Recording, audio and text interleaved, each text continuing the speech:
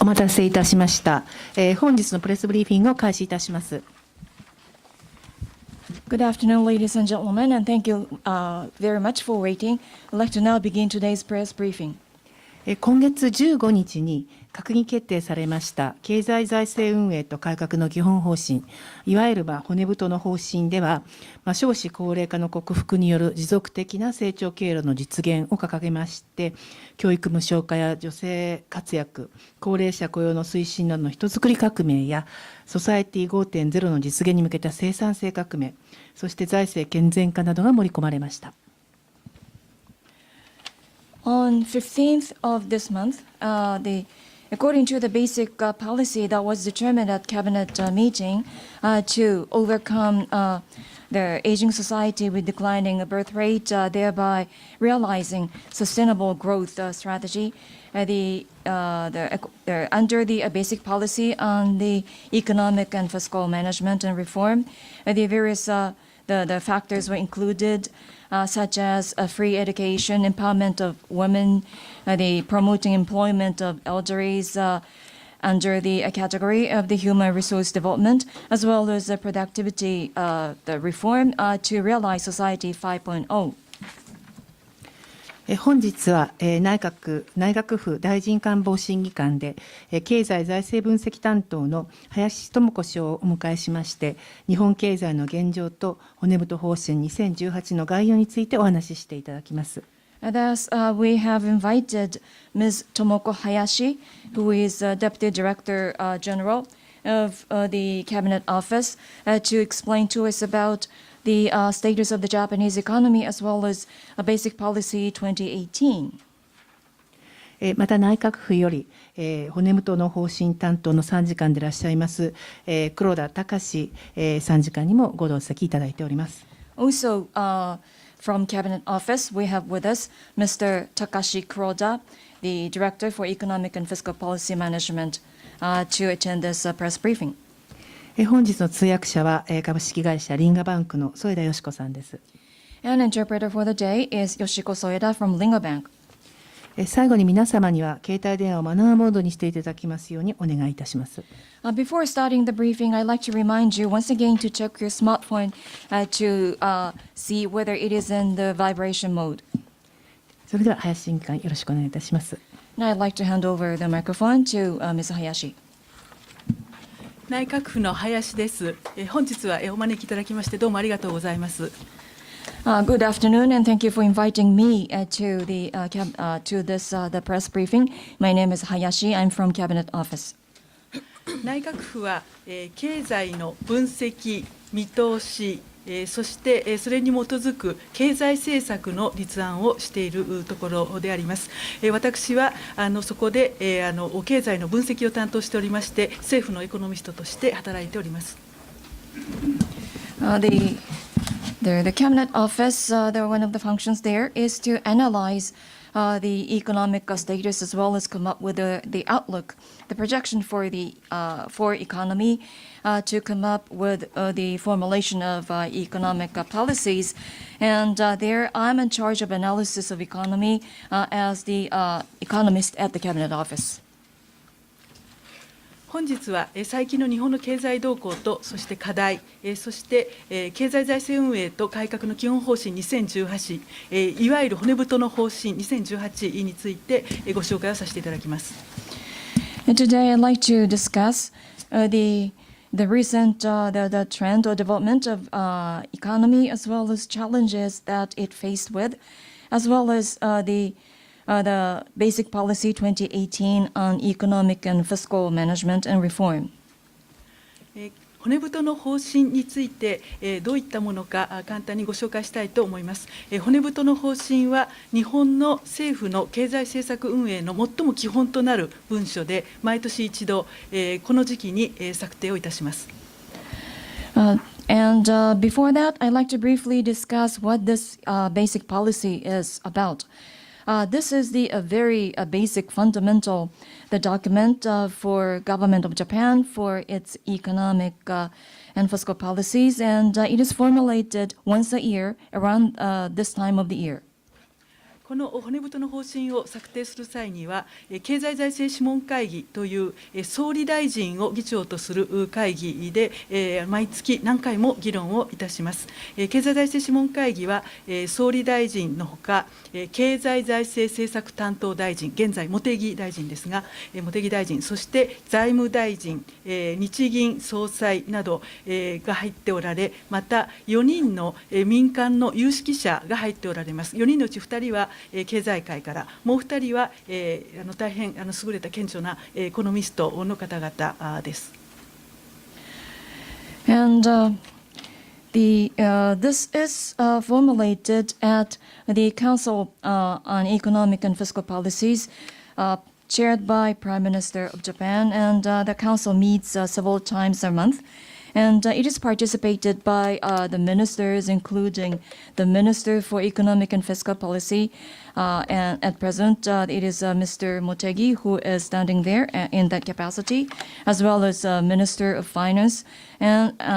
as well as Governor of BOJ. And also, the council meeting is attended by 4 private sector representatives, 2 of them representing business sector, and 2 are prominent economists. 例年、大体前の年の年末から年初ぐらいから議論を始めます。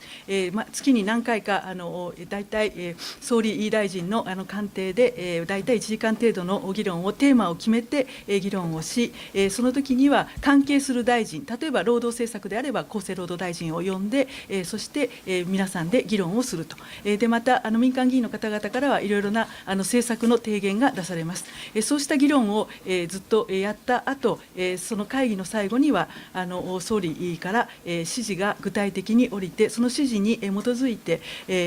私ども中身をさらに煮詰めまして、骨太の方針の中に入れていくという形で政策が作られていきます。And typically, it is from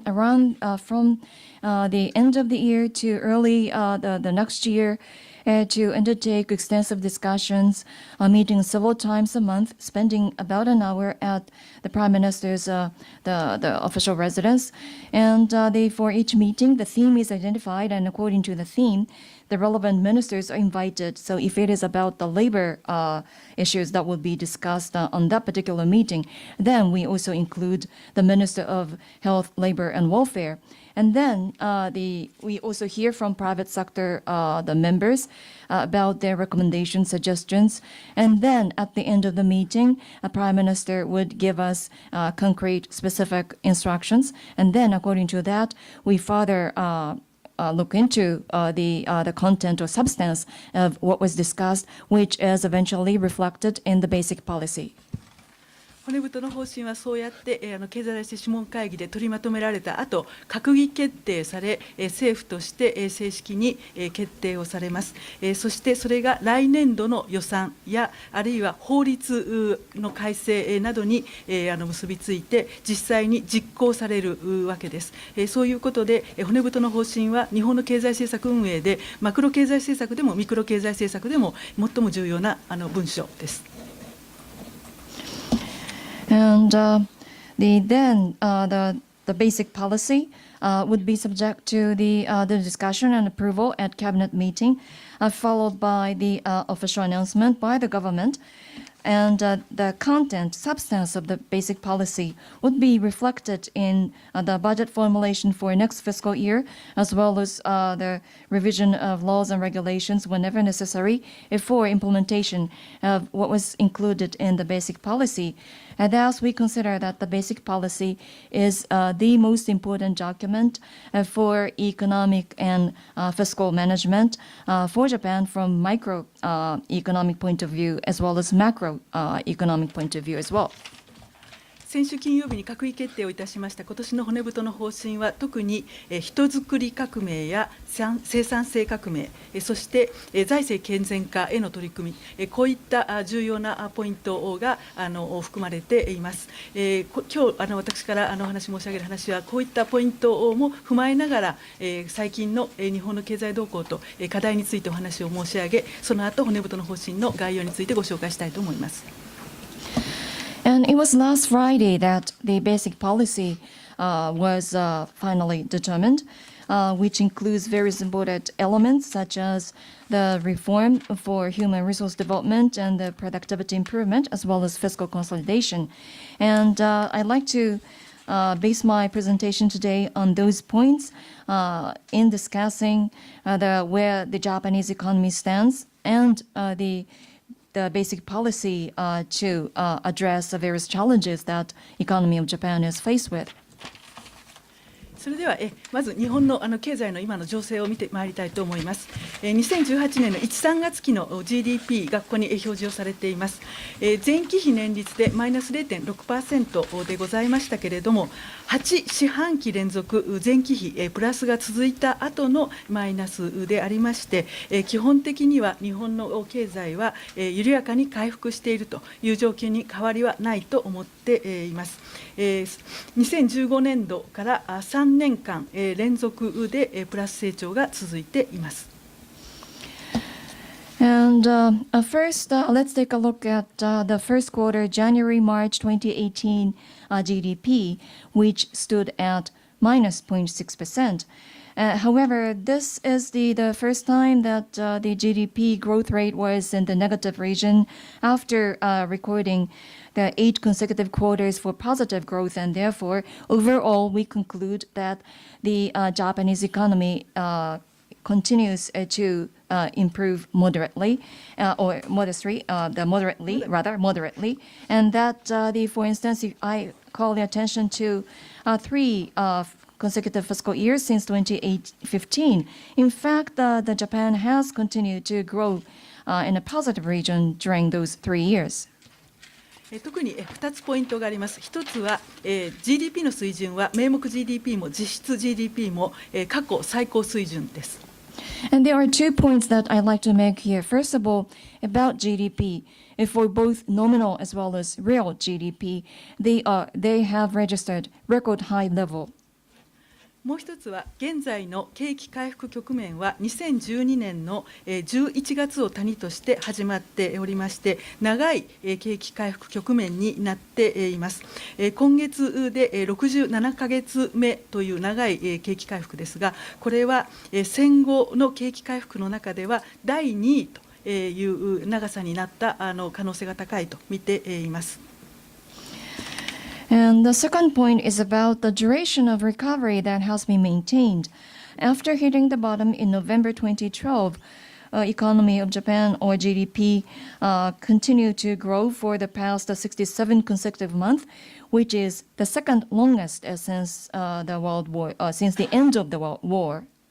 ちなみに戦後第1位はリーマンショック前2002年から2008年までで73ヶ月でした。And for your information, the number one longest economic recovery was seen before global financial crisis from 2002 to 2008 for 73 months. 企業の景況感を見てみたいと思います。これは日銀短観という四半期に一度の日本の企業の景況感を示す統計で最も重要な統計の一つですが、こちらの方も改善をしています。企業に景況が良いか悪いかと聞いて良いと答えた企業の方が多いというそういう状況になっています。Another information that I'd like to share with you about the result of Tankan survey, which is about the business conditions of confidence by the business to the economy. And this is a survey conducted by BOJ every quarter, and this is one of the most important statistics that BOJ collects. And we ask the businesses whether they feel their economy or business is improving or deteriorating. And here we see more the businesses, enterprises responded positively than those that responded with negative or the deteriorated their confidence. この右下にある人員の過不足感というグラフを見ていただきますと、製造業も非製造業も人手不足感が強まっています。このところが日本経済の直面する重要な課題です。And I'd like to call your attention to the right bottom chart, which is about employment conditions, whether there are sufficient employment, excessive or insufficient supply, and for both manufacturing as well as non-manufacturing sector, they responded that they suffer shortage of labor. And this is one of the challenges that Japanese economy is faced with today. 人手不足感があるということで、労働市場の分析をしたいと思います。左側を見ていただきますと、まず完全失業率については 2.5% と、1994年以来の大変低い水準、先進国の中でも最も低い国の一つになっています。And because we talked about the response of the business sector about excess or the insufficient labor, let's take a look at the labor market condition. And here you see that the unemployment rate stands at 2.5%, which is extremely low, and in fact, it is lowest since 1994. それから有効求人倍率という指標があります。ブルーのラインです。これは求人の数を求職者数で割ったもので、1人の失業者に対してどれだけ仕事の機会があるかということを示している指標です。これが1を超えていれば人手不足ということになります。現在 1.59 と1974年以来の大変高い水準、つまりそれだけ人手不足であるということであります。And if you take a look at the blue line, this is about active job openings to applicant ratio, meaning that how many job offers are there for the applicants in labor market. And if it exceeds 1, that means there is a labor shortage. And now it stands at 1.59, meaning that that ratio is highest since 1974. ただ、この中には課題もあります。右側の上のグラフを見ていただきますと、ハローワークでどんな求人が多いかというのを見ますと、介護サービスや商品販売、飲食物調理、こういったところが人手不足感が強いというふうになっています。他方で一般事務についてはむしろ求職者の方が多い、つまり人が余っているということであります。このように技能とか専門性についてミスマッチがあります。However, we can't be complacent with the situation like this. If you take a look at the right, the top of this page, this shows the openings versus applicants ratio depending on different types of the jobs. And as you see here, there are more demand for the workers in, for instance, caring of elderlies, the sales of the merchandise, the cooks and restaurant service, among others. Whereas in the case of the clerical works, for instance, there are more applicants than job offers. That means there is a kind of mismatch between the expertise that are required by labor market versus what is offered by applicants. 民間職業紹介でもミスマッチがあります。特にインターネットやソフトウェアのエンジニア、それから SE、こういったいわゆる IT 関係の人材については求人倍率が非常に高い、つまり人手不足感が非常に強いという状況にあります。私どももよく企業の方々と意見交換をしますが、皆さん IT 関係の人材が足りないという声をよく聞きます。And that is a data by the public, the job placement offices. And actually the same trend is seen in the case of the similar data offered by the private sector employment agency. And as you see here, there are more demand than supply in professions like internet-related the skills, software engineers, among others. And in fact, whenever we talk with the business enterprises about their the situation, many of them state that they have a shortage in the employees for IT-related professions. それでは地域ごとに見たらこの人手不足はどうなっているかというのを見てみます。左側は日銀単価の地方ごとに見たものですけれども、今回の景気回復局面ではすべての地域で景況感が改善しています。これはリーマンショック前の回復局面でばらつきがあったのとは違います。Now, the question is whether there are any variations, differences in terms of recovery depending on regions. And if you take a look at this, the graph, according to Tankan survey by BOJ, as you see across the country, the condition or the economy is improving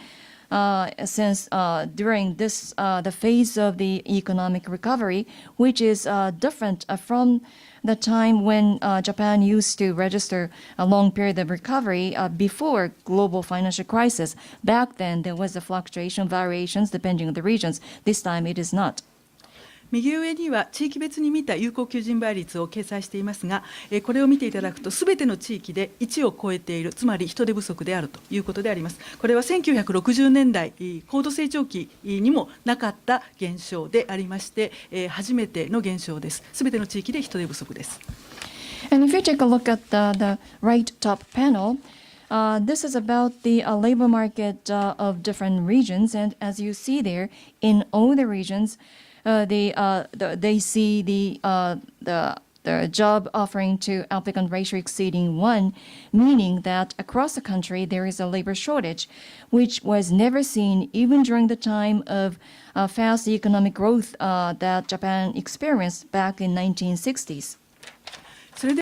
現在はどうなっているのかというのを見たいと思います。まず左上を見てもらいますと、生産年齢人口、これは国際的に定義されている15歳から64歳の人口ですけれども、これは日本は1990年代半ばから減少がずっと続いています。で、特に2012年から17年のこの5年間で450万人減っています。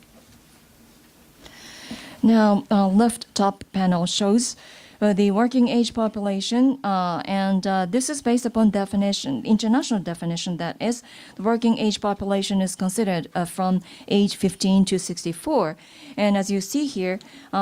in Japan, the working age population has constantly declined since mid-1990s, and especially from 2012 to 2017, Japan lost 4.5 million working age population. 他方、就業者数、実際に働いている人の数は250万人、この間増えています。その背景には、高齢者と女性の労働参加が進んでいるということがあります。However, when it comes to labor participation during the same period, actually there was an increase of 2.5 million, meaning that the shortage was complemented by elderlies and women. 右側を見ていただきますと、高齢者の労働参加がこの5年間で進んでいるのが分かると思います。例えば60歳から64歳では、男性では 82% の人が働いています。65歳から69歳では 56%、70歳から74歳でも 35% の男性が働いているという状況にあります。For instance, during that 5-year period in question, in the case of male, as you see on right top, the age group from 60 to 64 saw increase in 82%, and even during in the age cohort of 65 to 69, there was an increase of 56%. And for the older population, like from 70 to 74, 35% of male are actually participating in labor market. 女性も働いている高齢者が多いです。例えば80歳以上でも 3% の人が働いています。例えば有名な例では82歳のプログラマーがいます。60歳を超えてからパソコンを始めて今やゲームのプログラミングをする、そういう女性もいます。And that trend is also seen in the case of female as well. In fact, if you take a look at 80 years or older, the 3% of women are actually working. And there is one famous case of the 82-year-old female programmer. She touched personal computer for the first time after she became 60 years or even older, and now she is the game programmers. この背景には長寿化があります。平均寿命が伸びているというのが一つあります。今、人生100年時代というふうに言われています。実際、日本では100歳以上の人は7万人います。2023年にはこの数字は10万人になります。And it is against the backdrop of expanding or increasing lifespan for the Japanese. And in fact, if you take a look here, in Japan at present, there are 70,100 years or older people. Therefore, nowadays, some even say that we are now living in the age of 100 years of a lifespan and longevity. And that number, by the way, is expected to reach 100,000 in 2023. また高齢者の体力も向上をしています。右側のグラフを見ていただければ分かるように、70代後半の男性を見ますと、今この人たちの体力テストをすると、以前の60代後半の人と同じぐらいの運動能力、体力があるという結果になっています。And in fact, elderlies are physically getting stronger as well. For instance, in the case of the male, the elderlies in their the late 70s, if you conduct a physical strength test, you find out that the result is comparable to that of those in late 60s some time ago. こうした体力もあり、また知力もある高齢者の方々が働きたいという意向を持っている人が多いです。また働くことは、体の健康にも心の健康にもいいというふうに考えていらっしゃる方も多いです。こうしたアクティブシニアの就業活躍を促進するというのが日本の重要な課題だと思っています。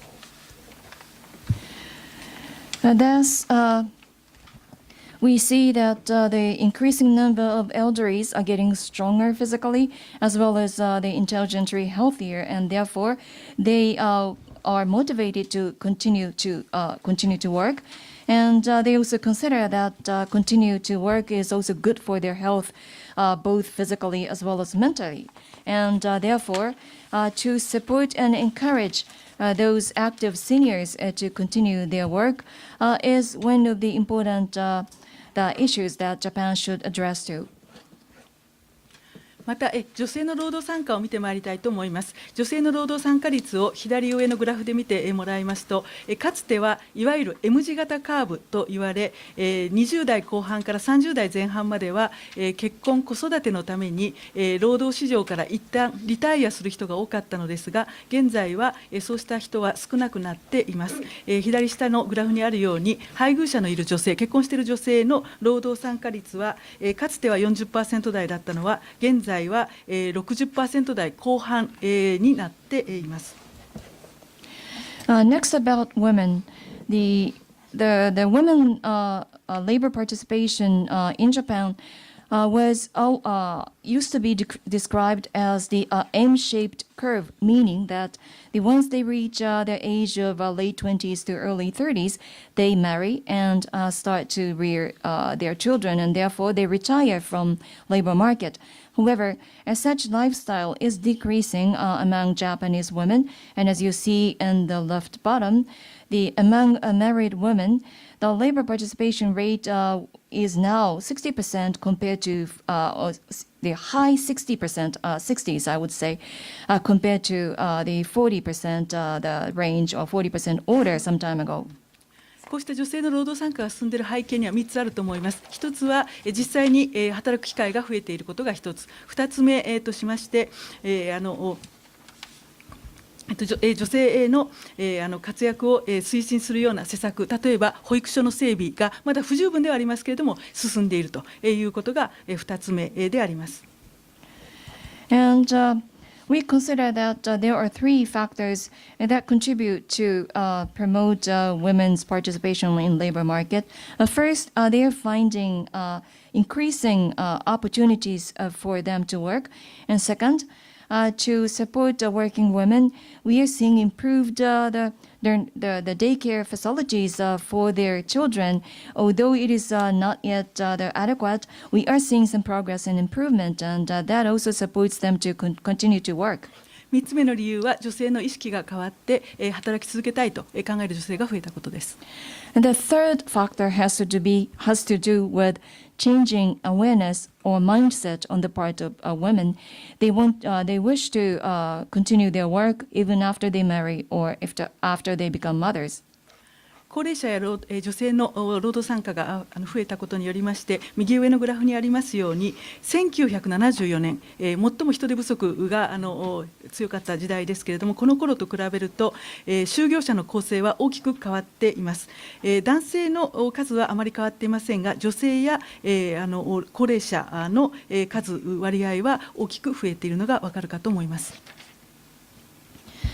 And with more active elderlies as well as women participating in labor market, that is reflected in the structure or composition of working population, which is indicated on right top panel. As you see there, compared to 1974, when the labor shortage was most acute, nowadays,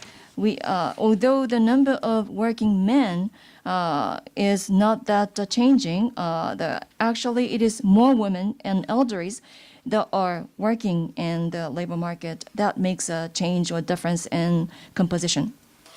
右下のグラフを見ていただきますと、それでもまだ就業を希望している人で、まだ働いていない人が多くいます。男性では73万人、女性では221万人います。この人たちは就業を希望しているんですけれども、実際に求職活動をしていないという人たちであります。And yet, as you see right bottom, there are those men and women who want to work but have not yet started working. As you see there, there are as many as 730,000 men as well as 2.21 million women who are not yet participating in labor market. And those are the people who have not actively engaged in job-seeking activities. この方々が実際に求職活動をしていない理由としては、育児や介護の問題、それからミスマッチの問題があります。例えば大卒の人ですと、事務職になりたいという人が多いのですが、他方で事務職についてはもう仕事の機会は少ないで、むしろ IT 人材などに需要があるということがあります。こうしたミスマッチの問題を解決していく必要があると思います。女性の労働参加は進んでいますが、まだヨーロッパ諸国に比べると低いので上がる余地があると、ここを推進していくということが日本の課題の解決の上で重要な論点の一つだと考えています。The reason why those people are not seeking jobs, even when they have a willingness to work, is because of one, child rearing, as well as taking care of elderly, the parents, and also mismatch that is found in labor market. For instance, in the case of the white collar, that is the university or college graduates, they are looking for jobs in administrative or clerical works, and yet they have fewer opportunities because there is already sufficient supply there. Instead, there is more demand for IT professionals. Therefore, we consider necessary to rectify that mismatch situation that exists. And also about women, female labor participation, although we are seeing advance here, it is still lower compared to the European countries, and therefore we should further improve the women labor participation, which is one of the important the challenges for Japan to address. 次に日本の GDP を構成する需要項目について簡単にご紹介します。まず個人消費ですが、左側にある消費総合指数は日本の消費を表す最も重要な指標です。Next, I'd like to take a look at various components that constitute GDP. The first about private consumption and wage. And the one on the left is synthetic consumption index, which is considered as most important indicator to represent the consumption of Japan. 2014年の4月に消費税率を 5% から 8% に引き上げました。このため、引き上げる直前は駆け込み需要で大きく消費が伸び、その後反動で落ち、そして現在は持ち直してきているというのが今の消費の状況です。And if you take a look at here, you will find out that When the consumption tax rate was revised from 5 to 8% in April 2012, on the eve of raising consumption tax, there was the increase in demand. Then there was a backlash afterwards, and now we are seeing a picking up of the consumption after that. 個人消費を支える賃金については右上のグラフにあるように、一般労働者もパートの賃金も伸びています。特にパートの労働者については人手不足もあって伸びてきているところであります。こうしたことから雇用者数も増えてまた賃金も伸びていることから全体としての総雇用者所得、右下のグラフですけれども前年比で例えば4月は 3.2% の伸びでした。And the consumption is supported by wage. And in terms of wage, if you take a look at the wage increase for both the full-time and part-time workers, we see increase there, especially for part-time workers, partly because of the labor shortage. The wage for part-time workers has been increased more significantly. And with increased employment and raising wages, real wage income of employees has improved. For instance, in April, it was up 3.2% year on year. このように所得が堅調に伸びていますので、消費は持ち直しが続くと考えています。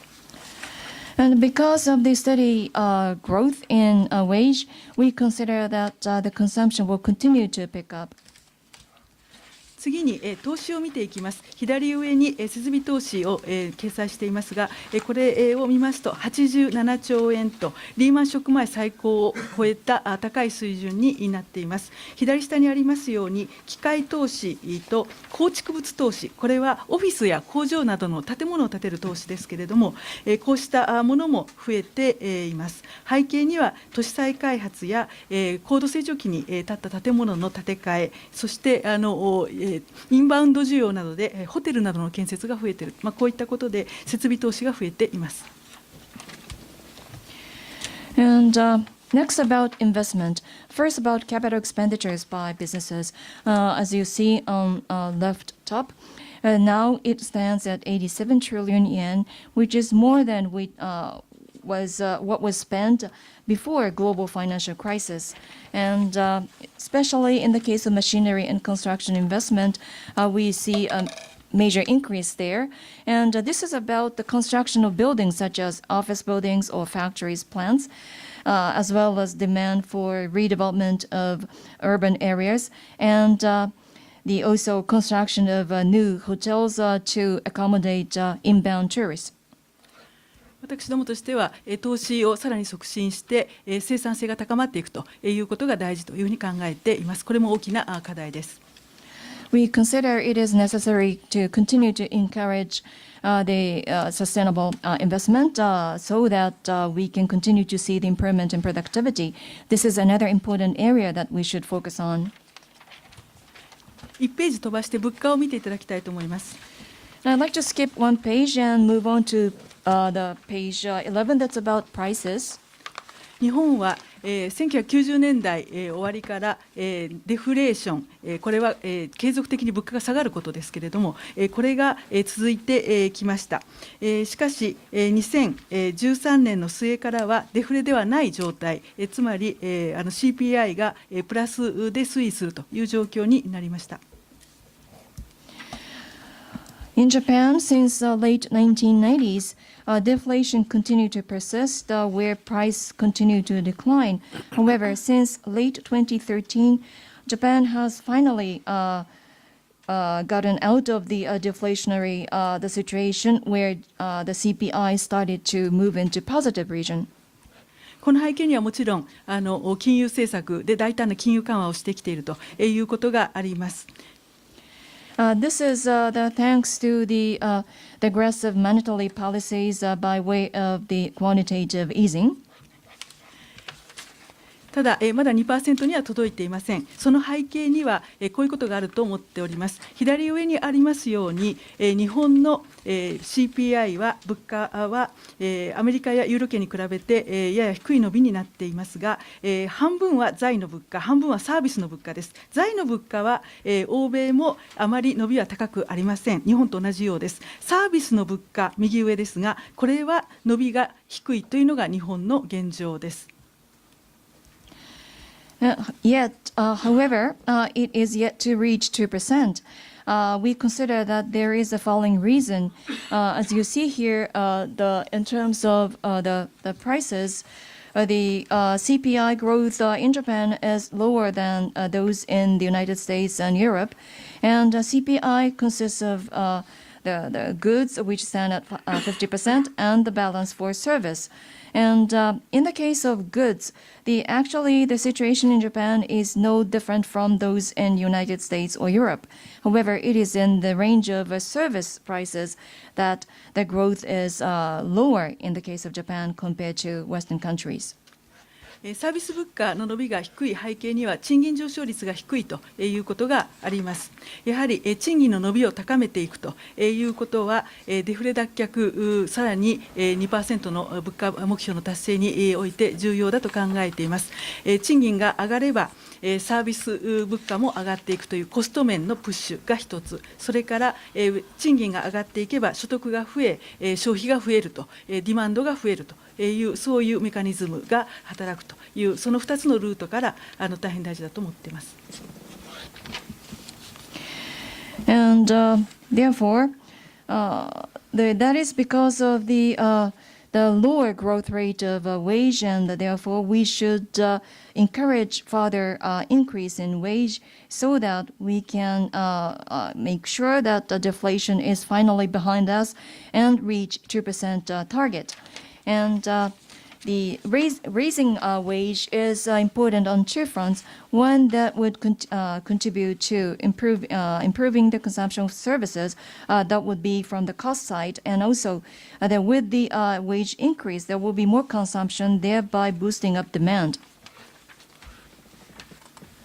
もう一つ骨太の方針との関係で重要な課題があります。それは日本の高齢化であります。日本の人口ピラミッドの絵を見ると左側が2015年一番最新の成調査の結果ですけれども、60代後半のところに高い山があるのが分かると思います。これは1947年から49年生まれの日本の第一次ベビーブーマーの人たちでありまして200万人以上います。現在日本で生まれる子どもの数は100万人ですのでその2倍ということになります。And another important factor that we should look at in basic policy has to do with aging society in Japan. And here is the picture of the population pyramid. And this is based upon latest census data of 2015. And as you see, there is a peak, outstanding peak in late 60s. They represent those that were born during 1947 to 1949, the first baby boomers. And the population size there is more than 2 million, which is compared to 1 million, which is the new birth of Japan today. So that is twice as big as those babies that are born today. 2025年にはこの人たちは75歳以上になります。今は多くの方はお元気ですけれども75歳を超えると医療費や介護の負担が増えていく可能性が高いというふうに考えています。その意味では2025年よりも前に財政再建を進めていくということは大変大事な課題だと考えています。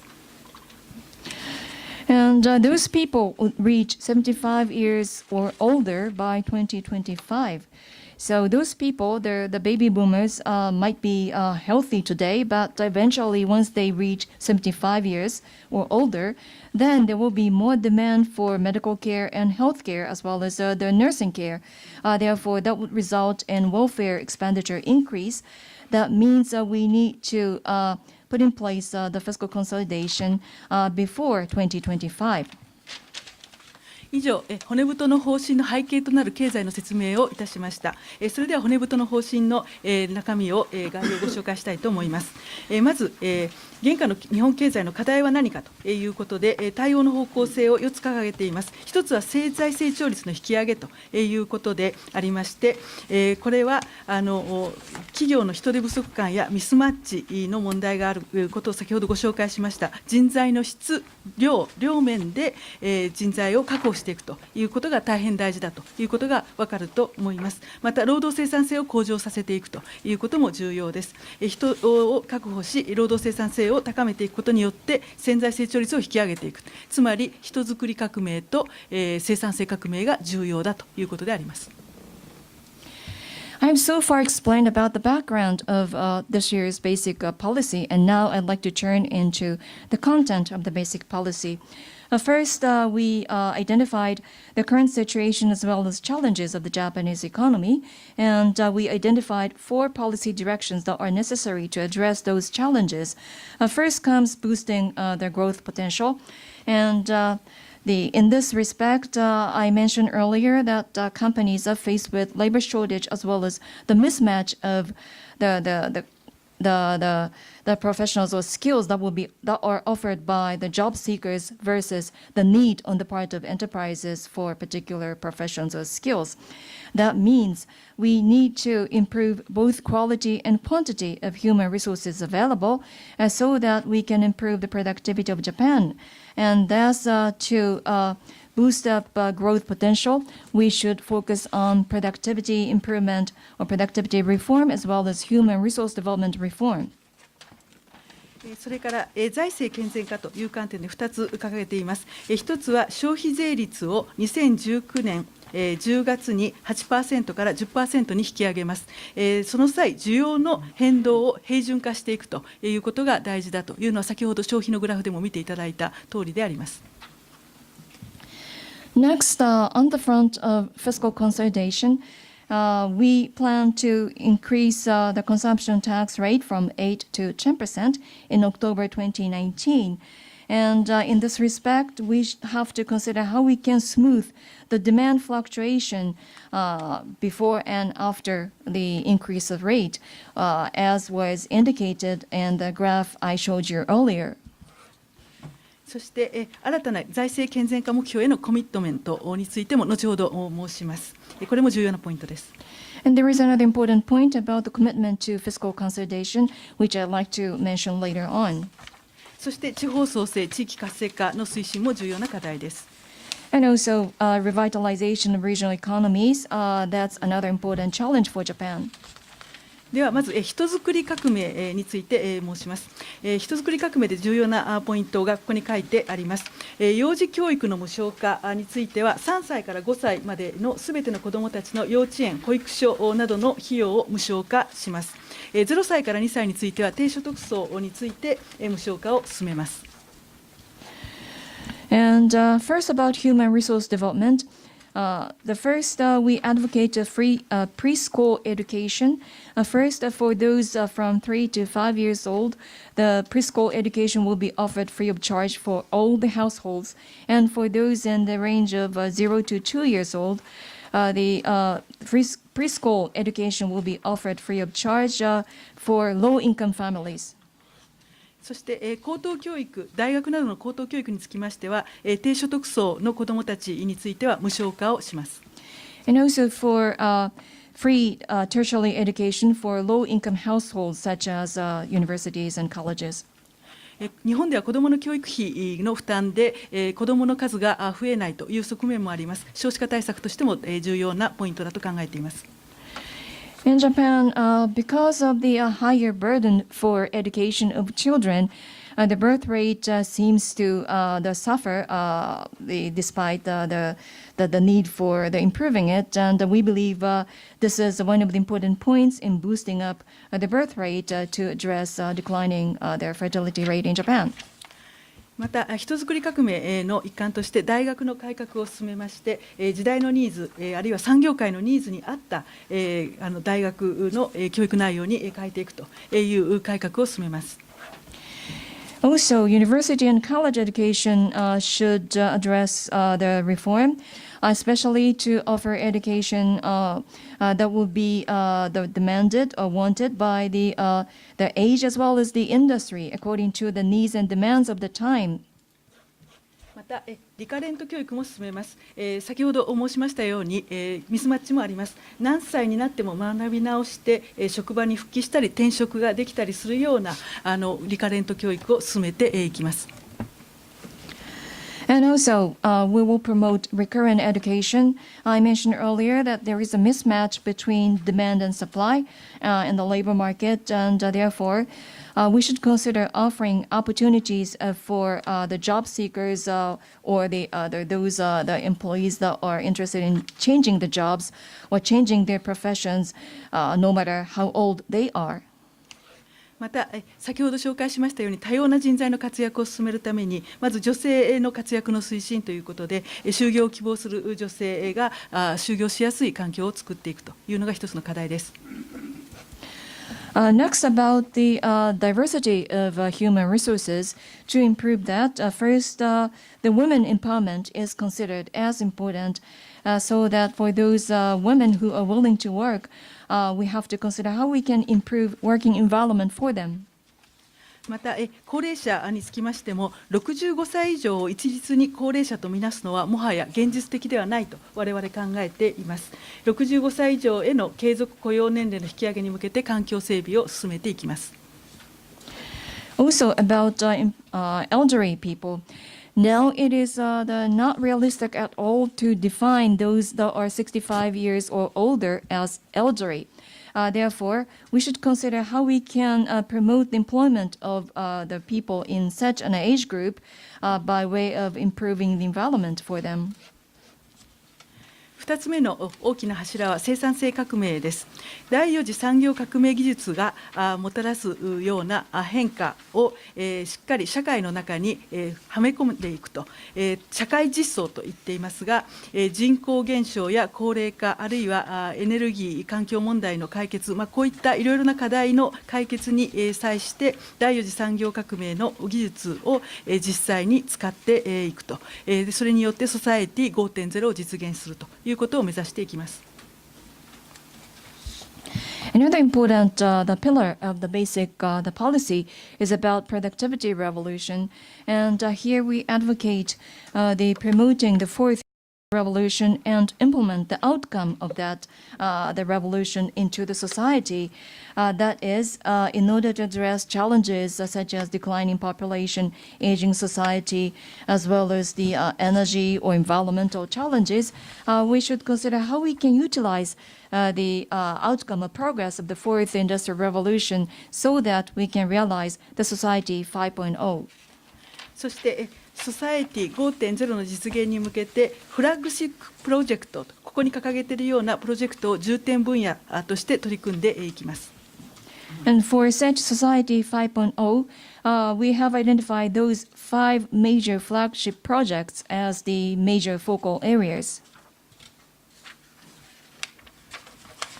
さらに働き方改革の推進ということで現在法案が国会審議中ですけれども長時間労働の是正、同一労働同一賃金の実現、こういったことを進めていきます。また最低賃金についても引き上げて毎年 3% ずつ引き上げていくということを決めております。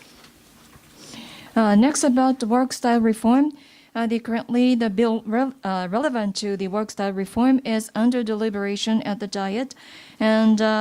under this category, the measures such as the way to correcting the long working hours and realizing equal pay for equal work, among others, are identified. And also, as to the minimum wages, this is planned to be raised the 3% every year. また今回新たな外国人材の受け入れについても決定しています。一定の専門性技能を有する外国人材を受け入れるための新たな在留資格を創設をします。And another important pillar is about acceptance of foreign workers under the new status that is going to be introduced with the new visa categories to accept those foreign workers with particular expertise or the professional skills. また従来の外国人材受け入れのさらなる促進、例えば留学生の国内での就職の促進、こういったことも進めてまいります。また外国の方々の生活環境の整備、こういったことも進めてまいります。Together with that, we consider how we can further promote accepting foreign workers under the existing system. For instance, encourage the foreign students to find job opportunities within Japan or improve the environment for accepting more foreign workers. そして3つ目の柱が経済財政一体改革であります。And the third main pillar is about integrated economic and fiscal reform. 2019年10月の消費税率引き上げと需要変動の平準化は先ほどご紹介した通りであります。I already mentioned about the introduction of the higher rate of consumption tax effective October 2019, together with various initiatives to smooth demand fluctuation, that is. また財政健全化の上では基本的な考え方としては経済再生なくして財政健全化なしということで、やはり債務残高の GDP 比を引き下げていくときにも債務残高も減らしますけれども分母の経済は増やしていくと、こういうことが大事だというふうに考えています。And also, in terms of the economic and fiscal revitalization, we consider that without economic revitalization, we can't achieve fiscal revitalization either. In other words, we will look at both the denominators as well as the what is subject to the GDP debt ratio, that is not only debt reduction, but also that is numerator, the debt reduction, as well as the denominator, that is about the size of economy itself. It has to grow as well. 新しい財政健全化目標がここに掲げてあります。2つあります。1つは2025年度の国地方を合わせたプライマリーバランスの黒字化を目指すということです。そして同時に債務残高対 GDP 比の安定的な引き下げを目指すことであります。And here are the goals for fiscal consolidation by 2025. We should aim at primary surplus for both the national and regional, the local government, and also we should continue to lower the debt to GDP ratio. そして社会保障制度改革につきましては、2019年度から2021年度を基盤強化期間と設定して改革を進めていきます。And also for social welfare reform, during the period of 2019 to 2021, first we will focus on development and improvement of the infrastructure, so to speak, for social welfare. 25年度までの財政健全化目標の中間年として2021年度に中間指標を設定をします。プライマリーバランスの赤字の対 GDP 比は2017年度からの実質的な半減値にしていく。また債務残高の対 GDP 比は 180% 台前半にする。そして財政収支赤字の対 GDP 比は 3% 以下にしていく。こういった中間目標も設定して、中間指標も設定しています。To achieve those goals in 2025, we also define some goals for 2021 as the midterm point. That is to say, having the primary the deficit and also the debt to the GDP ratio be 180% in the lower range of 180%, and that the debt to 3% っていうのは、あれでしたっけ？ですね。はい、失礼しました。And also the fiscal deficit to GDP ratio should be less than 3%. また、2020年度には、それまでの社会保障改革を中心とした進捗状況をレビューをして、骨太の方針で給付と負担の在り方を含めて、社会保障の総合的かつ重点的に取り組むべき政策を取りまとめて、早期に改革の具体化を進めていきます。And also in 2020, we will review the progress for various initiatives under basic policy, and then try to come up with the the further design for promoting basic policies, looking at both the benefits as well as burdens. このようにしっかり財政健全化にも経済再生と両立する形で進めていくというのが今回の骨太の方針の重要なポイントの一つです。私からはとりあえず以上です。皆様からのコメントやクエスチョンをお受けしたいと思います。And before conclusion, I'd like to mention that the fiscal consolidation and economic revitalization are two important wheels of the basic policy for this year. And this concludes my presentation. I'd like to entertain questions if there are any. ありがとうございました。それでは質疑応答に入ります。質問は外国プレスの方からお受けいたします。Now, I'd like to entertain questions from the floor. First, from the foreign press or foreign media, we'd like to take questions. 質問のある方は挙手をしまして、指名されたらハンドマイクを使って必ずお名前とご所属を述べてから質問してください。質問はお一人1回1問とさせていただきます。And if you have any questions, please raise your hand and wait for the microphone, and then state your name and affiliation before stating a question. And we'd like to limit the number of questions to one per one person.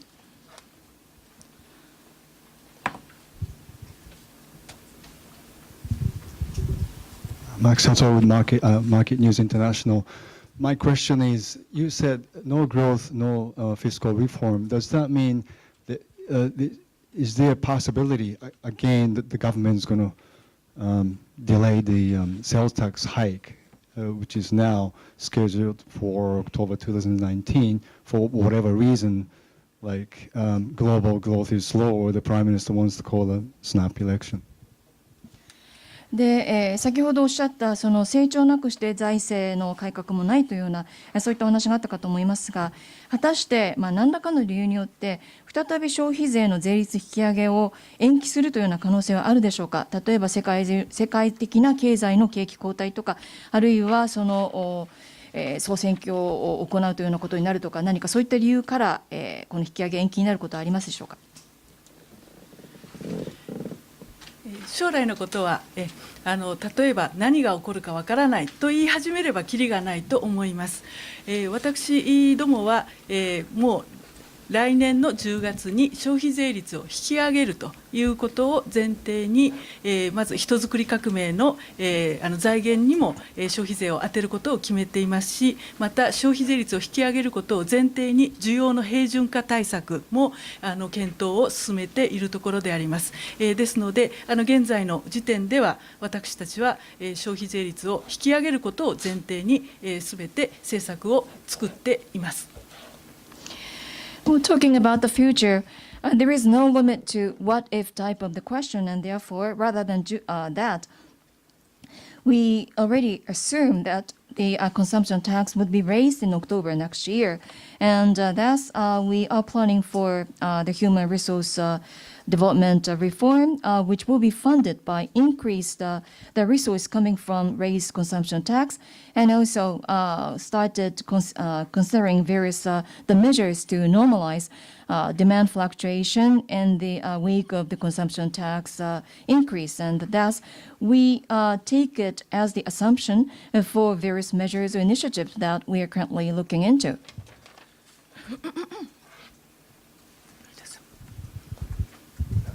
My name is Patrick Walter, German newspaper Frankfurter Allgemeine Zeitung. I have two questions, if I may. First, I'm wondering, you did not talk about trade policy and seeing the risks coming out of the United States and out of other countries. I'm wondering what's your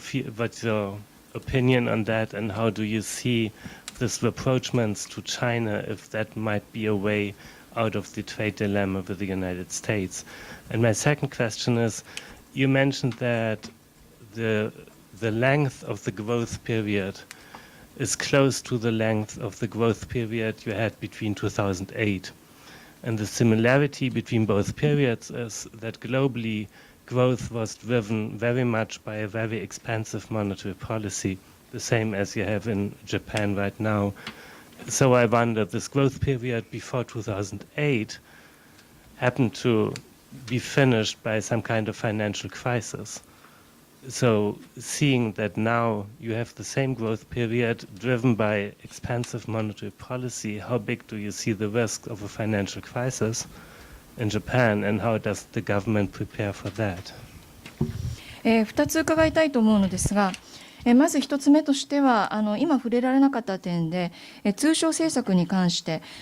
今、アメリカ発のこの貿易戦争といったようなことが言われている中で、もしもその中米間において、そういったその貿易戦争的な状況になっていったような場合に、日本側としてはまたどのような意見をお持ちなのかということと、そして2つ目としては、先ほどそのリーマン危機以前の成長の期間と、そのもう今のこの現在の成長回復というのが同じぐらいの長さになってきているとおっしゃったかと思うんですが、その頃の状況との共通性ということを考えますと、あの頃の成長性というのも支えていたのは広範な金融緩和政策というのがあったわけです。そうしますと、この2008年以前の状況に今の状況が似通っているということであるとすれば、改めて金融危機が起こるという可能性、危険はないのでしょうか。つまりこのようなその金融緩和が行われた結果として、その金融危機に陥っていくリスク、それが日本においてどれくらいな可能性があるのか、またそういった場合、政府としてはどういった備えをしているんでしょうか。まず1つ目のご質問です。いわゆる米中の貿易のいわゆる貿易戦争と言われている事態についてであります。我々は日本は戦後ずっと自由貿易によって経済発展を遂げてきた国であります。やはりWTO 協定に整合的なルールに基づいた貿易が行われるということが大変大事だというふうに考えています。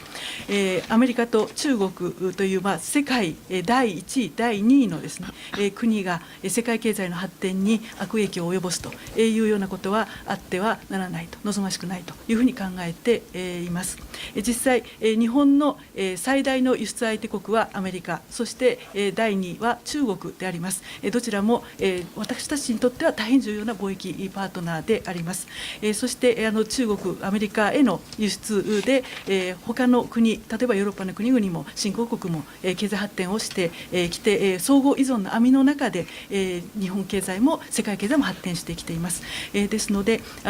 今のような欧州はやはり WTO 協定との関係でも望ましくないということで、悪影響を及ぼさないことを希望をしています。それが1つ目です。2つ目です。2008年のリーマンショック、世界金融危機の時と状況がまず似てるか似てないかということで、金融緩和の点では似てるんではないかというお話でございました。それを議論するためには、グローバルファイナンシャルクライシス、世界金融危機、リーマンショックの原因が何であったかということが一つ論点になると思います。私は2つあったと思います。1つは確かに金融緩和が進んでいたということはありますが、その後、グリーンスパンはずっと、すみません、FRB は金融の引き締めをしていきまして、で徐々に利上げをしていったけれども、グローバルインバランスがあって、で中国からの大幅な米国への資金流入があって、それで結果としてアメリカの長期金利が低いという状態にあったというのが正確な理解だと思います。それが1点目であります。それから2点目の理由は、リーマンショック前は世界の特にアメリカの金融監督においていろいろ問題があった、十分ではなかったというふうに思います。こうした問題についてはリーマンショック後各国の協調によって状況が変わって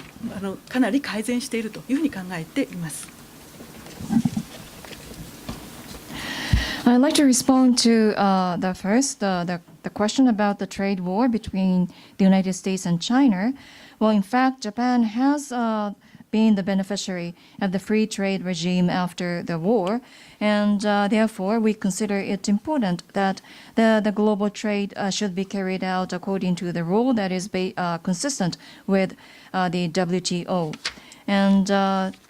in fact, the United States and China, being number one and number two economic giants in the world, are the ones that are involved in this trade war or conflict, and therefore they should avoid the situation at all costs that the trade conflict between the two could result in hurting the global economy. And in fact, for Japan as well, they are two major trade partners, United States being number one export destination for Japan, and number two is China. And therefore, to Japan, both countries are important as trade partners. And same applies to European countries as well as emerging economies. And in fact, by way of exporting to those two major markets and through interdependence, Japan as well as the rest of the world have been advancing, and therefore it is not desirable that the conflict such as what we are seeing should take place, and therefore we should consider how we can avoid negative impact as a result. And the second question is about the similarity with the pre-crisis in 2008. And you pointed out the monetary, the easing was behind the financial crisis back then. If we take a closer look at the causes behind the global financial crisis or Lehman Brothers demise, I consider that there were two reasons, and the one of them was about the monetary easing that was prevalent back then. But then after that, the FRB of the United States started to tighten the monetary policy and started to raise interest rate. And then there was the major influx of the funding from China to United States as a result, and that led to lowering the long-term interest rate in the United States. I believe that is the accurate description of what happened as a background leading to crisis. And also, before the crisis back in 2008, it was pointed out that in the United States as well as in the rest of the world, the monetary, the supervisor or the financial supervision was not sufficient back then. But after that, in the wake of crisis, the countries or economies of the world started to coordinate and cooperate with each other to improve the situation. Therefore, I would say that that is another difference compared to what happened back then.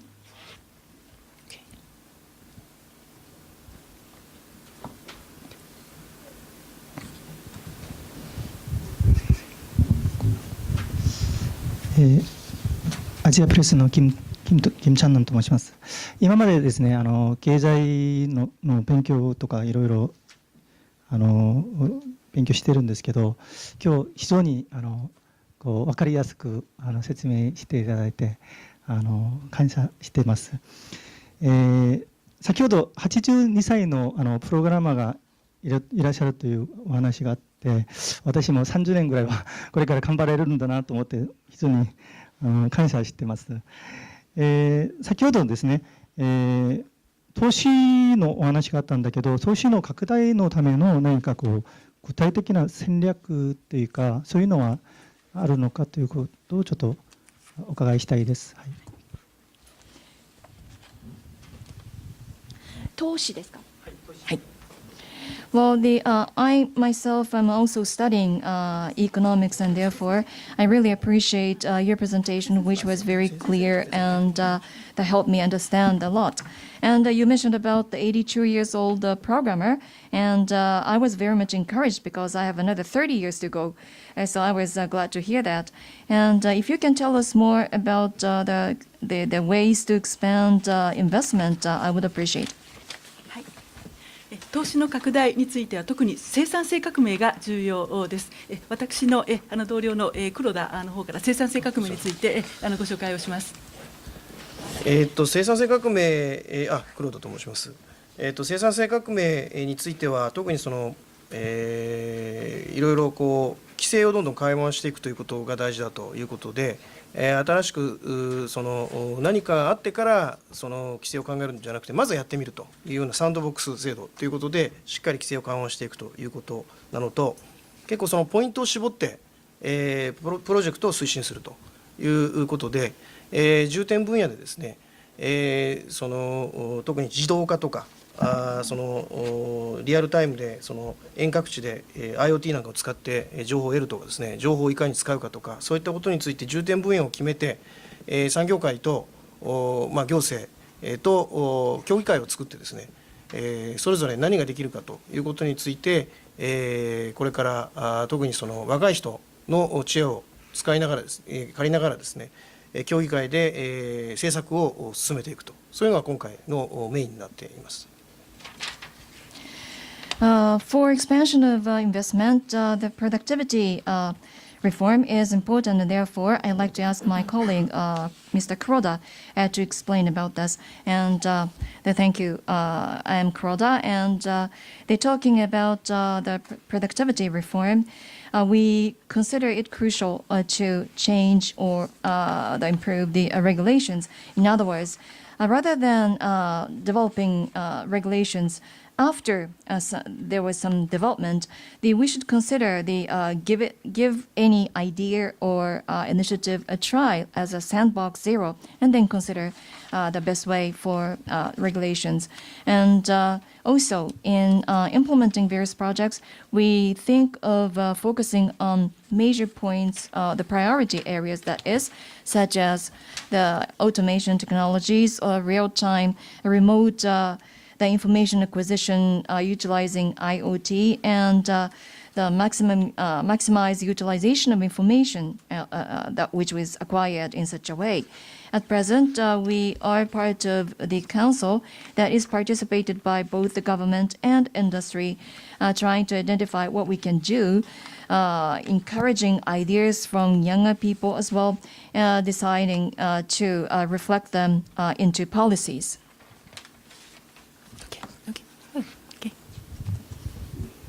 Just on this point, Kuroda-san, when I look through your list of Society 5.0,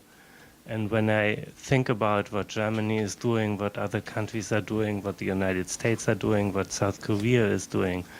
what is the difference that Japan can offer except that you have 5.0 while Germany still has 4.0? で、黒田さん、このソサエティ 5.0 ということに関して、他の国での試み、ドイツですとか、あるいはアメリカ、また韓国などもこういったことを提唱していますが、日本が特にこのソサエティ 5.0 で、大きな差別化となるような違いというのは何があるのでしょうか。まず、ソサエティ 5.0 のなぜ、5.0 っていうことの意味なんですけども、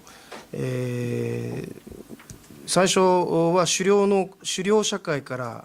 農耕社会、それから工業社会、そして情報化社会に行って次、ソサエティ 5.0 を目指すということということで、ソサエティ 5.0 という言い方をしています。First, why it is 5.0? That is because of the steps that the humankind has advanced so far, starting from hunting and gathering economy to agrarian society, then to industrialized society, then followed by the information society. And now what we are contemplating is the one step after that. That is why we call it Society 5.0. その時に、その社会、目指す社会をソサエティ 5.0 と言っていまして、そのインダストリー 4.0 の今言われている新たな技術革新を使って実現する社会、そこを目指す社会をソサエティ 5.0 と呼んでいるということです。So what we are trying to achieve as a society is called Society 5.0, which will be realized by the technology revolution that is brought about by Industry 4.0. すなわちAI とかロボットとか IoT とかそういった技術を使って、目指すのは必要なものとかサービスが必要な人に、必要なだけに必要なだけいくと、そういった社会を目指す、そういったことで、いろんな社会的な課題を解決していくと、そこを目指しているのがソサエティ 5.0 という言い方をしていて、まあ、違いというか、そのインダストリー 4.0 がまあ前提となった目指すべき社会のことを我々はソサエティ 5.0 と呼んでいます。So, by way of utilizing such new technologies as AI, robotics, IoT, among others, we want to create a society where the necessary service is supplied to those people who need such service in the needed quantity. And with that, we hope to resolve various challenges that current society is faced with. And the such society would be endorsed and supported by Industry 4.0.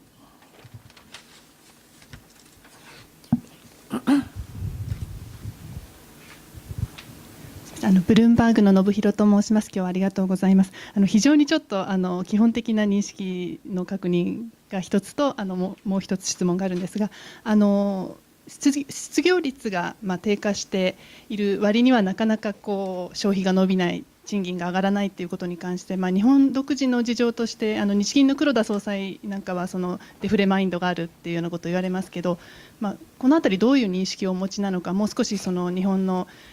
終身雇用制度であったり構造的な問題があるのかっていうような部分がお伺いしたいのが1点と、あと骨太に関してなんですが、人口のピラミッド2025年のものを見ると歳出改革っていうのはもう本当に今取り組まないといけないかなと思うんですけど、今年はあまり踏み込んだ感じではなかったのかなと思ったんですが、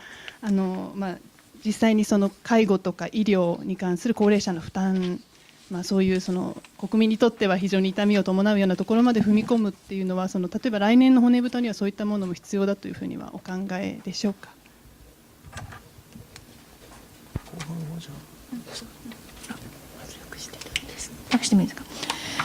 I have 2 points. One point asking for clarification, and second,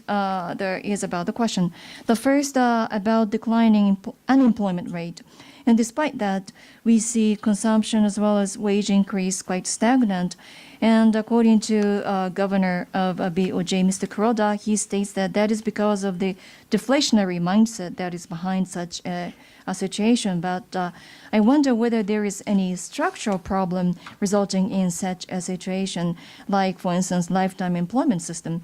that still persists here in Japan. And that's the first point. And the second point, that's about the population structure. If we take a look at the population pyramid envisioned for 2025,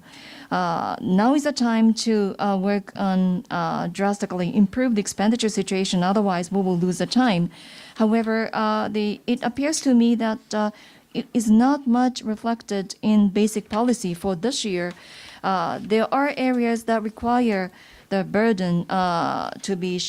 borne by the public, such as the healthcare and nursing care, among others. But I wonder whether such the expenditure-related the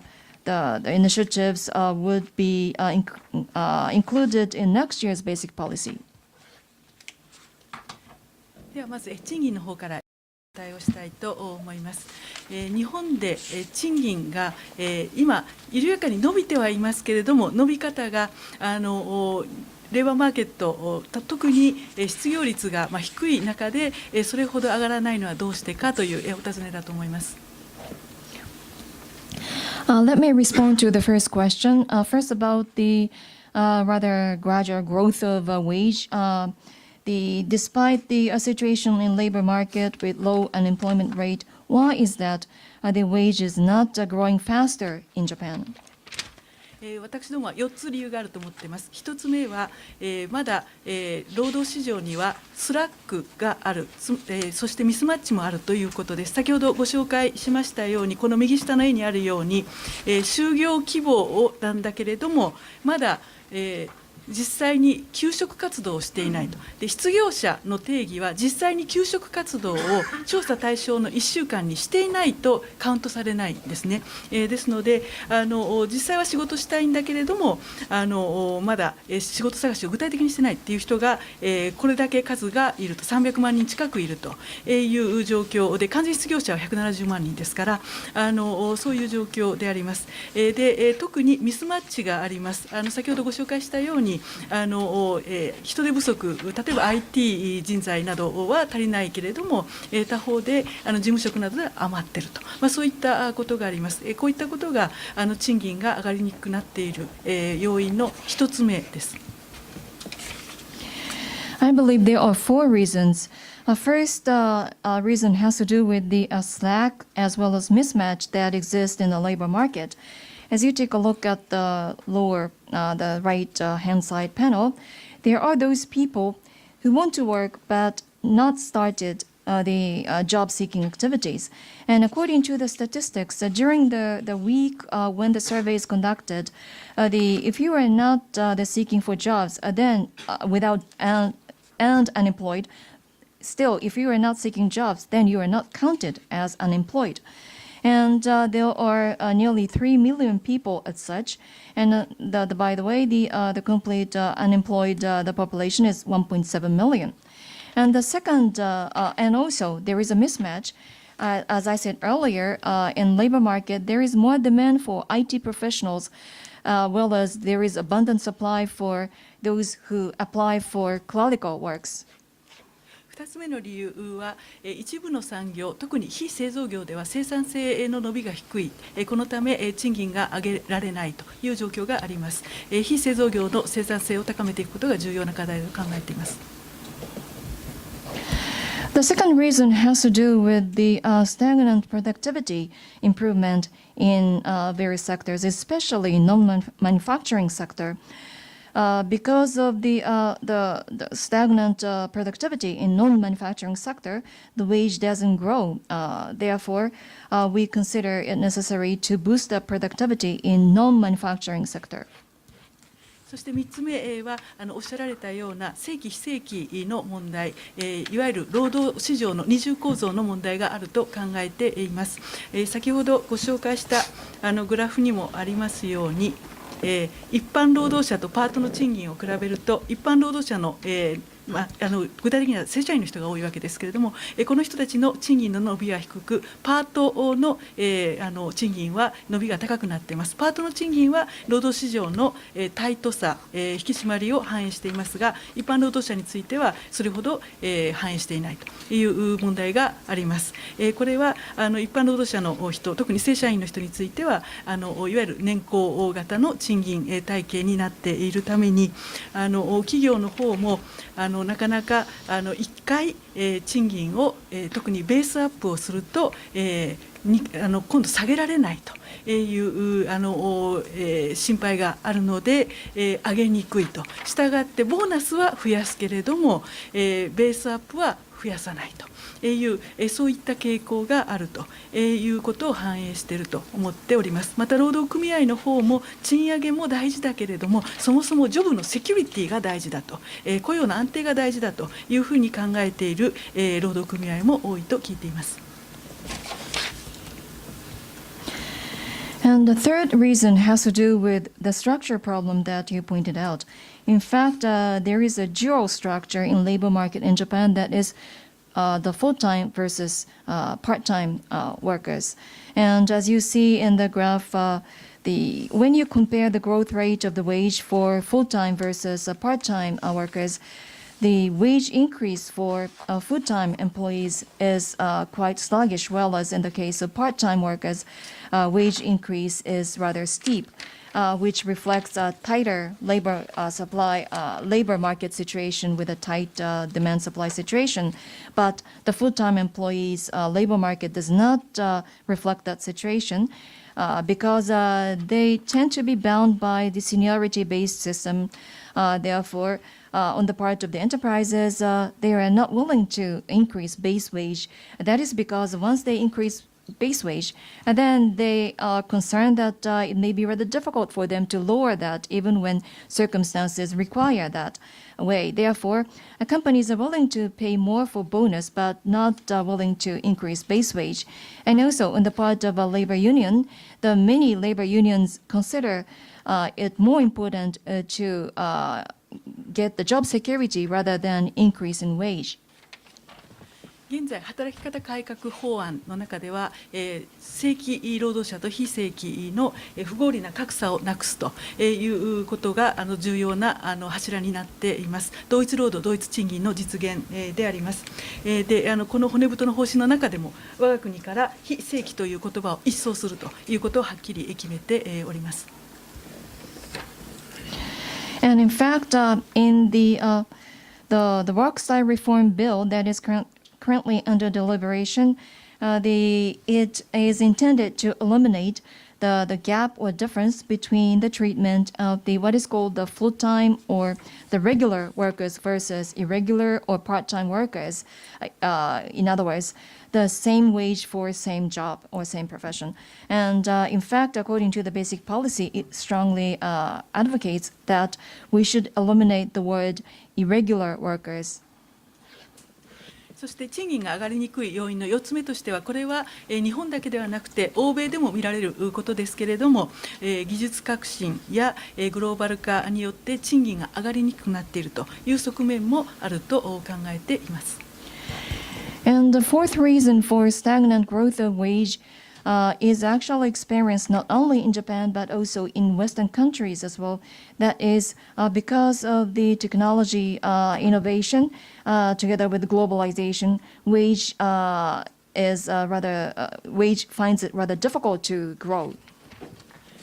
今4つの要因を申し上げましたけれども、生産性を高めていく生産性革命、それから働き方改革を進めていくこと、そして女性や高齢者の活躍を推進していくこと、人づくり革命、こういった骨太の方針に盛り込まれた施策はすべて賃金を引き上げていくことに寄与するというふうに考えています。I have so far explained about 4 reasons why. However, under the basic policy, the productivity reform, the reform for work style, as well as promoting the elderly, as well as empowerment of women and human resource development, all those measures in the basic policy would contribute to increase in wages in Japan. 2つ目の質問については、黒田からお答えします。2つ目の質問、今年の骨太方針は財政改革、特に歳出改革について踏み込みが甘いんじゃないかというようなご質問なんですけれども、私がこの骨太方針を取りまとめる担当して3年目になりますが、おととし、去年と比べて、今年が踏み込みが甘いということについて、言われてしまうというのは、作っている本人としては全くなんか理解に苦しむといいますか、我々の説明力不足が痛感するので、しっかり説明していかなきゃいけないというふうに思っております。And I'd like to respond to the second question. That's about less emphasis placed on expenditure-related the initiatives under this year's basic policy. Well, I have been in charge of basic policy formulation for the past 3 straight years, and compared to the past 2 years, if it is pointed out that this year's basic policy stresses less about expenditure-related initiatives, which is rather difficult for us to understand as those involved in production of basic policy. I rather consider that it is due to our poor explanation presentation about the basic policy that led to such interpretation. 今日は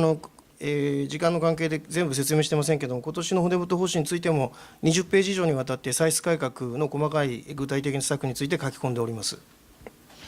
Due to time constraint, we could not go through every detail about basic policy this year, but in fact, spending more than 20 pages, we elaborate on various measures and initiatives about the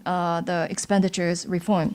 ただ一つこれまでの報道ぶりからしてどうしてそういうふうに言われるのかということについて思い当たる節がありますので、そこについて説明させていただきたいと思います。However, based upon the way the basic policy this year was covered by mass media, there is one possible reason that led to such the account, and I'd like to explain about that. これまでの集中改革期間といいますとちょっと期間名があったんですが、その2021年までの間については、一般歳出についての目安については具体的な金額が記入してありましたけれども、今回の骨太方針についても同じく目安というものはしっかり設けてあるんですけれども、具体的な金額は記入しておりません。このあたりが踏み込みが甘いというふうに報じられていることは事実であります。For the concentrated reform period up to 2021, that we have so far specified the target in numbers for expenditures reform. However, for this year, we do have some target in our mind, but we didn't include specific numbers there. That may be the reason why it was covered by mass media that we place less emphasis on expenditures. で、今回あえて数字が入っていない理由といいますのは、特にその、一般歳出の中で一番ウエイトが大きい社会保障関係費について、大きく関係してくるんですけれども、その文章として目安のいわゆるその数字以外の文章としては全く同じことが書いてありまして、短く言えばその増加分、社会保障関係費の増加分を高齢化、実質的な増加分を高齢化による増加分に抑え込むと、あといろいろ条件もつくんですが、すごく短く言えば、その実質的な増加分を高齢化による増加分に相当する伸びに抑え込むという部分については、全くこれまでと変わっていません。And the reason is because in the general expenditures, especially the important category being the social welfare related expenditures, except for numbers, the way it is described in the basic policy is exactly the same as the past basic policies. In other words, increase in social welfare expenditures should be limited to what would be required for increased aging population or aging society. ところがこれまでと違うのはこの高齢化による増加分の動きがこれまでと大きく異なるということが数字を明確に記入しなかったことの理由になります。However, the major difference compared to the past policy is that the increase resulting from the advanced aging society for this year was somewhat different in terms of its behavior compared to past policies. That's why it was not included in numbers, I mean. いわゆる団塊世代という1947年から49年に生まれた方々が75歳に入り始めるというのが2022年からになるんですけども、その前の世代というのは逆に言うとちょうどその戦争の影響で非常に少なくなっておりまして、75歳に入る人数がすごく低くなります。That is, if you take a look at the baby boomer population that were born during 1947 to 1949, the size of population reaching 75 years old beginning 2021 is far more than those that were born before the birth years of baby boomers due to the impact of the war. ですから75歳以上人口の伸び率がこれまでの17、18、16、17、18の3年間に比べて、これからの3年間というのは半分以下になります。In other words, the growth rate of 75 years old would be less than half compared to the 16年から18年が半分以下なんですか？16年から18年に比べて、次の3年の方が半分になる。If you compare the growth rate of the 75-year-old population, it will be less than half for the those in the 2016 to 2018 compared to the following 3 years. ですが仮にその、ただし逆にその2022年以降は今度は伸び率が大きくその大幅にぐんと跳ね上がるということになってしまいます。つまりその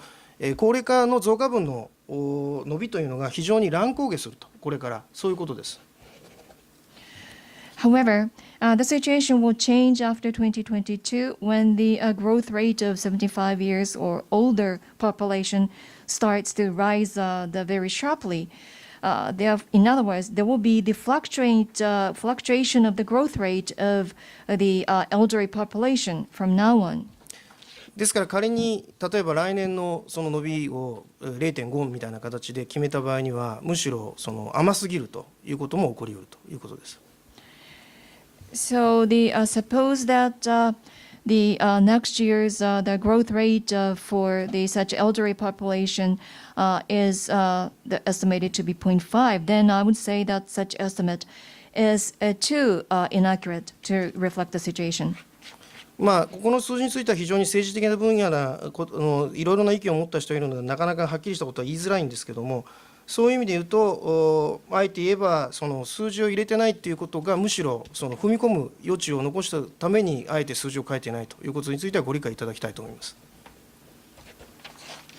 And in fact, there are diversity of opinions expressed from political point of view, and therefore it is rather difficult for us to specify particular numbers in this respect. But I would ask you to consider that the very fact that the exact number is not included in the plan